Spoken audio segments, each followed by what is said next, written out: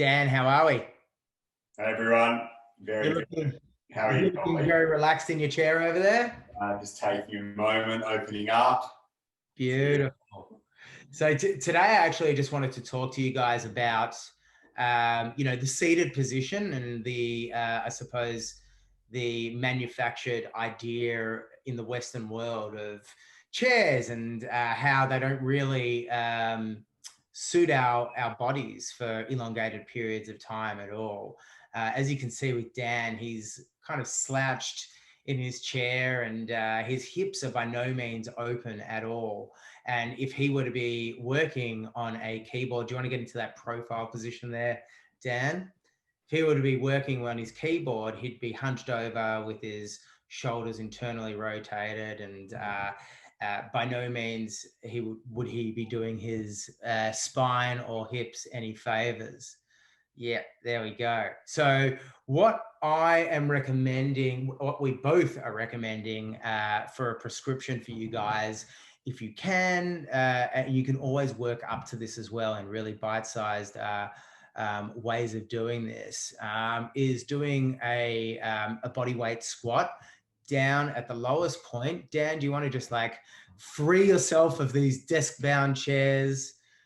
There we go. How empowering. And Dan's just going to drop himself into a squat with his toes facing out and his knees drawing out over those toes. And what we're doing is we're giving our hips and our spine, and well, first of all, our hips an opportunity to really open up and to then have a follow-on effect to our spine and various other parts of our body.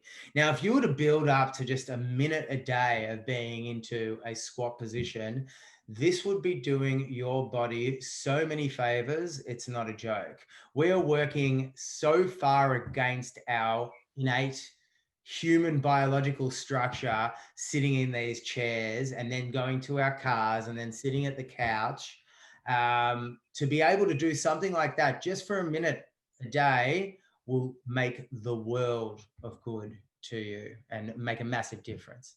Yeah, for sure. And as Paul mentioned and suggested, it's taking it really slowly, something, you can have underneath you to support you whilst you're in that position, especially going lower than your knees, which, can be a challenge for lots of people. To have some support there can be really good, but really pushing your knees out so that tracking over your feet is really powerful.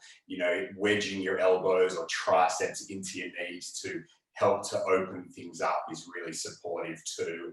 And it's just going, one moment at a time. And then easy to come out of it by placing your hands on the ground, coming into a forward fold just to relax the back from that, movement, and then just resetting and just applying that to your daily and hourly routine to just move things up and open up the hips.